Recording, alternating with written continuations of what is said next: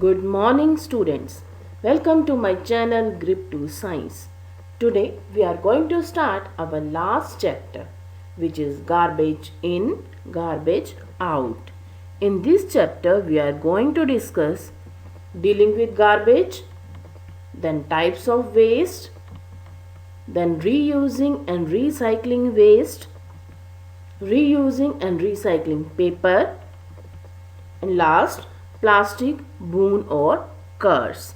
So let's start the video. Students, first of all we must know what is a garbage. Garbage होता क्या है? बार बार ये term use होगी तो सबसे पहले मैं आपको क्लियर कर देती हूँ what is garbage.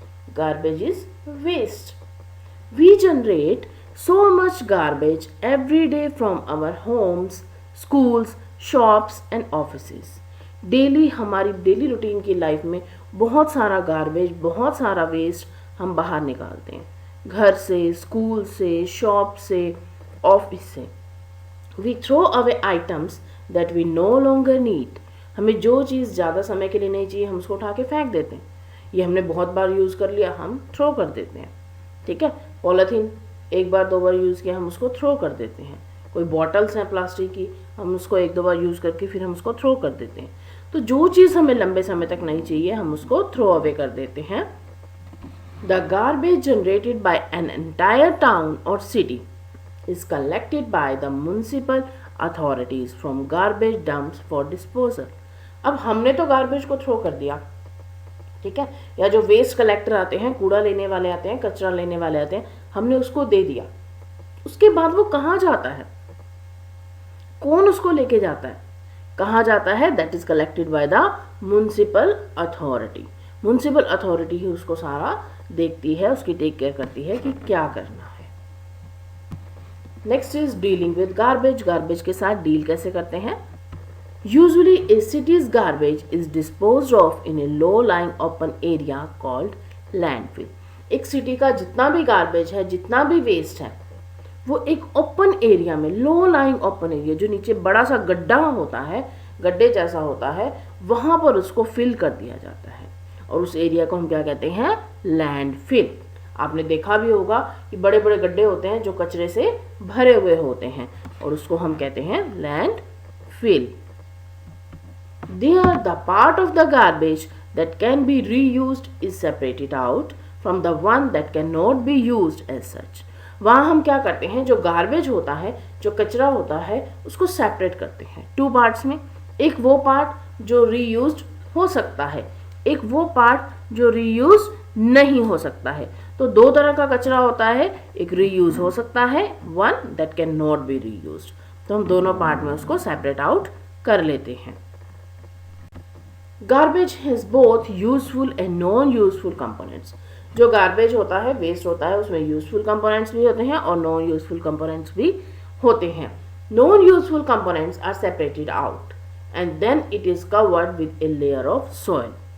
जो नॉन यूजफुल कंपोनेंट है, जिसको हम ना रीयूज कर सकते हैं ना रिसाइकिल कर सकते हैं, उसको वहीं छोड़ दिया जाता है और उसको सॉइल से कवर कर दिया जाता है, अच्छे से उसको ढक दिया जाता है. Once landfill is completely full.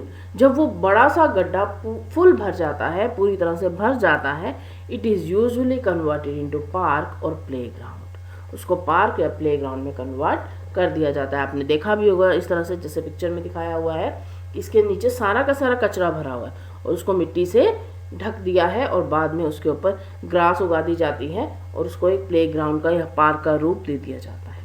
For the next 20 years और so no building is constructed on it. आने वाले बहुत सालों तक वहां पर कोई बिल्डिंग नहीं बनाई जाती है, उसको ऐसे ही छोड़ा जाता है. Next is types of waste. Basically there are two type of waste. कौन कौन से वेस्ट हैं? Biodegradable waste and second one non biodegradable waste. Look at the picture. दो कैटेगरीज शो की हुई हैं, एक लेफ्ट साइड में, एक राइट साइड में. तो एक तरफ बायोडिग्रेडेबल वेस्ट है और दूसरी तरफ नॉन बायोडिग्रेडेबल वेस्ट है. अब कौन सा बायोडिग्रेडेबल है और कौन सा नॉन बायोडिग्रेडेबल है? Let's see. Biodegradable waste is the waste that will decay and mix with soil. जो डिग्रेड हो जाता है, जो डीके हो जाता है, गल सड़ जाता है, और गल सड़ होके कहाँ जाता है, गल के सड़ कर कहाँ जाएगा, सॉइल में। हमने मिट्टी पर ही तो फेंका है, ज़मीन पर फेंका है ना कचरा, तो वहीं पर वो गल सड़ कर मिट्टी में ही मिल जाएगा। All waste derive from living matter as biodegradable. जितना भी वेस्ट लिविंग मैटर से निकलता है that is biodegradable waste. This include food waste such as fruits and vegetable peels. इसके अंदर क्या किया जाता है, फ्रूट्स के पील्स यानी कि छिलके, वेजिटेबल्स के पील्स, जो हमारा किचन में इस तरह का वेस्ट होता है वो सारा का सारा बायोडिग्रेडेबल है।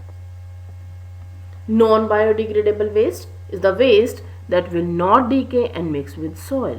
वो वेस्ट जो गलता नहीं है, सड़ता नहीं है, डिकम्पोज नहीं होता है और सॉइल के साथ मिक्स नहीं होता है।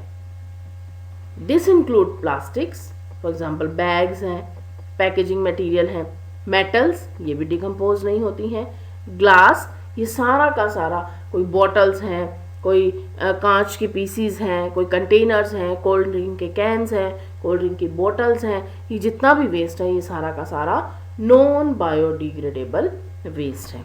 So there are two type of waste. Next is reusing and recycling waste.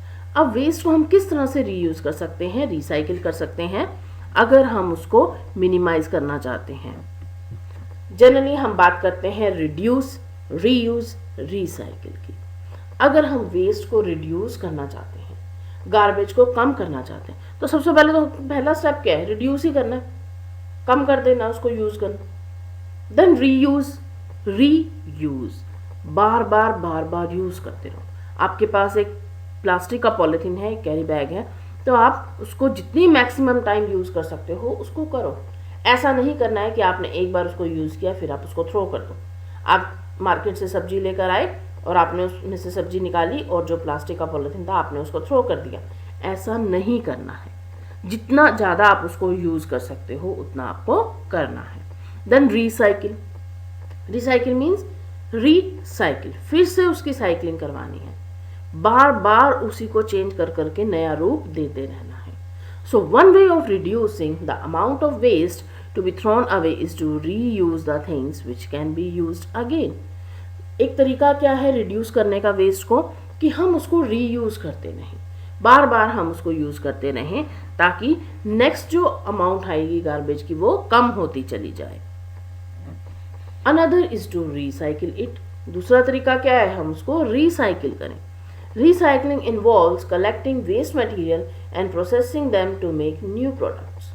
Recycling में हम क्या करते हैं, सारा वेस्ट मटेरियल हमने इकट्ठा कर लिया और हम उसकी प्रोसेसिंग करके उसकी सारे के सारा प्रोसीजर फॉलो करके हम उसका एक नया प्रोडक्ट बना देते हैं। So these are the ways to reduce the waste. अब करते कैसे हैं हमने, first is segregation of waste. सबसे पहले हम वेस्ट को सेग्रीगेट करेंगे, मीन्स अलग करेंगे, सेपरेट करेंगे। Firstly waste is segregated into biodegradable and non biodegradable waste. हमने क्या किया, वेस्ट को सेपरेट कर लिया, बायोडिग्रेडेबल में और नॉन बायोडिग्रेडेबल में। देन रिसाइकलिंग बायोडिग्रेडेबल वेस्ट, जो बायोडिग्रेडेबल वेस्ट है उसको रिसाइकिल कैसे करेंगे हम। Biodegradable waste can be recycled by method of composting. Very important, जितना भी हमारा बायोडिग्रेडेबल वेस्ट है जो डिकम्पोज हो सकता है, जो डीके हो सकता है, हम उसको रिसाइकिल करके क्या बनाते हैं, उसकी कंपोस्ट बनाते हैं, खाद बनाते हैं। It is a natural process that recycles nutrients in the waste to yield manure और कंपोस्ट। ये बहुत ही नेचुरल प्रोसेस है जिससे हम क्या कर सकते हैं, जो हमारा किचन का वेस्ट है, जो इस तरह का हमारा रिसाइकिलेबल वेस्ट है जिसके अंदर न्यूट्रिएंट्स है, उसको हम डिकम्पोज करके खाद बना सकते हैं, मैन्योर बना सकते हैं। आपने वेजिटेबल्स के पील्स को फेंका, फ्रूट्स के पील्स को फेंका, टी लीव्स चाय की पत्ती को फेंका, तो उसके अंदर क्या है, उनके अंदर न्यूट्रिएंट्स प्रेजेंट है। तो जब हम उसको रिसाइकिल करते हैं तो वो कंपोस्ट बन जाती है और उस कंपोस्ट को हम हमारे गार्डन्स में, पार्क में यूज कर सकते हैं। Manure is very rich in nutrients and is excellent medium for growing plants. Manure जो है वो प्लांट्स को ग्रो करने में बहुत हेल्प करती है क्योंकि उसके अंदर बहुत ज़्यादा न्यूट्रिएंट्स होते हैं। Next is vermi composting. अभी हमने बात की थी कि जो बायोडिग्रेडेबल वेस्ट है उसको हम डीके करके डीकम्पोज करके हम कंपोस्ट बनाते हैं। So what is vermicomposting? This is a type of composting. ये कंपोस्टिंग का एक ऐसा मेथड है where compost is made from biodegradable waste with the help of a type of earthworms called red worms. तो vermicomposting में क्या होता है, हम कंपोस्ट बनाने के लिए एक स्पेशल तरह के अर्थवॉर्म्स होते हैं। आप सभी ने देखे होंगे अर्थवॉर्म्स, केचुए देखे हैं ना अर्थवॉर्म्स, तो वो एक स्पेशल तरह के अर्थवॉर्म यूज करते हैं। कौन से अर्थवॉर्म होते हैं? वो रेड वॉर्म्स। क्या करते हैं वो कंपोस्टिंग की प्रोसेस को फास्ट कर देते हैं, स्पीड इंक्रीज कर देते हैं। जो कंपोस्टिंग होने में 4 महीने या 5 महीने लगने हैं वो उसको 2 महीने में कर देते हैं, तो उस प्रोसेस की स्पीड को इंक्रीज कर देते हैं। So this is the vermicomposting in which composting is done with the help of earthworms. Next is reusing and recycling paper. Paper is made from wood. आप सभी को पता है पेपर कैसे बनता है, वुड से। दो paper is also biodegradable. Paper भी बायोडिग्रेडेबल है।